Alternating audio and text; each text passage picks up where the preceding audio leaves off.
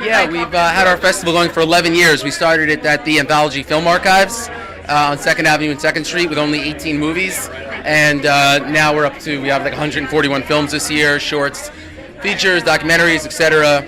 So it's been pretty exciting. We've had a lot of great films that have come out here over the years that have come out. Some have come out in theaters, on cable, VOD, DVD.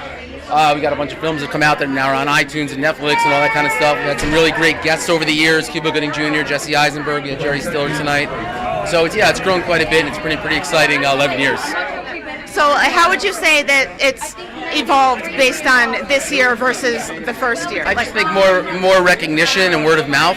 I think getting written up in certain publications like Movie Maker magazine. We were named one of the top 25 festivals in Movie Maker magazine.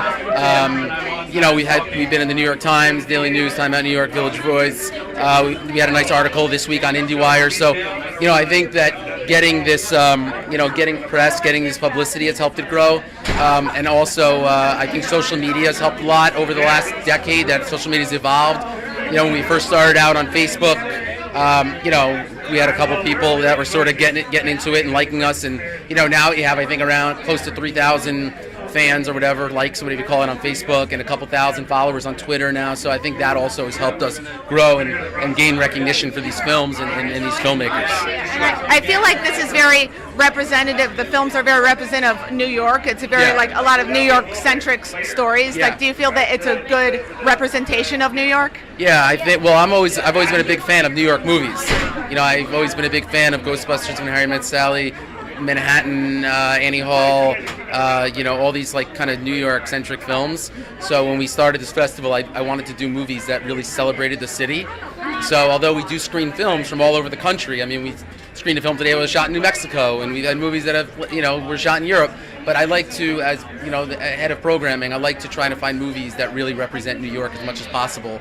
And we always try to get New Yorkers as our honorees. Like Cuba Gooding Jr. was here last year. He's born in the Bronx. Jerry Stiller's born in Brooklyn.